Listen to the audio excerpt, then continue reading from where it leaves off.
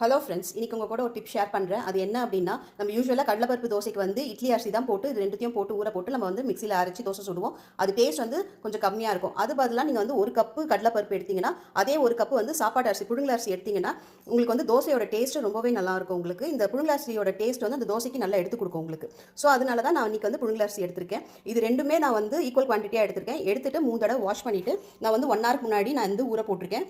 இது கரெக்டாக 1 ஹவர் ஊறினா போதும். அதுக்கு மேலே ஊறிச்சுன்னா கடலைப்பருப்பு வந்து ரொம்ப குழ குழன்னு ஆகிடும், தோசை நல்லா இருக்காது. ஸோ 1 ஹவர் ஊற போட்டிங்கன்னா உங்களுக்கு வந்து கொஞ்சம் குறைன்னு அரைச்சிங்கன்னா தோசை சாப்பிட்றதுக்கு நல்லா கிறிஸ்பியாக நல்லாயிருக்கும். ஸோ அதுக்கப்புறமா வந்து நம்ம இது கூட என்னெல்லாம் ஆட் பண்ண போகிறோம் அப்படின்னா, உப்பு, சோம்பு, மஞ்சத்தூள், நான் வந்து இன்றைக்கி இஞ்சி எடுத்திருக்கேன். உங்களுக்கு பூண்டு வேணாலும் நீங்கள் ஆட் பண்ணிக்கலாம். காரத்துக்கு ஏற்ற மாதிரி காஞ்ச மிளகா, அப்புறமா வந்து கருவேப்பிலை. இப்போ இது எல்லாமே சேர்த்து நான் வந்து மிக்ஸி ஜாரில் வந்து இந்த கடலைப்பருப்பு அரிசியோட நான் குறைன்னு அரைச்சி எடுத்துகிட்டு வர போகிறேன். இப்போ இந்த மாவை குறைன்னு அரைச்சி எடுத்துகிட்டு வந்திருக்கேன். இப்போ இந்த மாவில் வந்து ஒரு தாளிப்பு கொடுத்துருக்கேன். நான் எண்ணெய், கடுகு, உளுத்தம்பருப்பு, கடலைப்பருப்பு போட்டு தாளித்து இந்த மாவில் கொட்டியிருக்கேன். அதுக்கப்புறமா கொஞ்சோண்டு பெருங்காயம், கொஞ்சம் குட்டி குட்டியாக கட் பண்ண தேங்காய், அப்புறமா கொஞ்சோண்டு கொத்தமல்லி. இந்த கடலைப்பருப்பு தோசைக்கு இந்த கொத்தமல்லி போட்டு நம்ம ஊற்றணும் அப்படி தோசையோட டேஸ்ட்டு ரொம்பவே நல்லாயிருக்கும். இப்போ நான் தோசை ஊற்றியாச்சு, கடலைப்பருப்பு தோசை.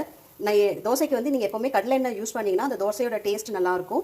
அதே மாதிரி நீங்கள் இந்த கடலைப்பருப்பு தோசைக்கு வெங்காயம் ஆட் பண்ணணும் அப்படின்னா, நீங்கள் வந்து எண்ணெய், கடுகு, உளுத்தம்பருப்பு, கடலைப்பருப்புலாம் நீங்கள் வந்து ஃப்ரை பண்ணும்போது அது கோல்டன் ப்ரௌன் கலர் வந்ததுக்கப்புறம் குட்டி குட்டியாக கட் பண்ண வெங்காயமும் இதில் வந்து ஒரு 2 வாட்டி லைட்டாக டிரான்ஸ்பரண்ட்டாக வர வரைக்கும் வதக்கிட்டு இந்த மாவில் ஆட் பண்ணி நீங்கள் தோசை ஊற்றுனீங்கன்னா அதுவும் டேஸ்ட்டு ரொம்பவே நல்லாயிருக்கும். இது வந்து கொஞ்சம் லைட்டாக கிறிஸ்பியாக ஆகணும் ஓரத்தில். அதுக்கப்புறம் நம்ம திருப்பி போட போகிறோம். இப்போ தோசை நம்ம திருப்பி போட்டாச்சு, நல்லா மெல்லிசாக நல்லா கிறிஸ்பியாக இருக்குது தோசை. ஸோ கண்டிப்பாக இந்த தோசையை வந்து நீங்கள் வீட்டில் ட்ரை பண்ணி பாருங்கள். இந்த தோசைக்கு தேங்காய் சட்னி, உளுத்தம்பருப்பு துவையல், அப்புறம் வந்து கெச்சப் கூட நல்லாயிருக்கும் இந்த தோசைக்கு.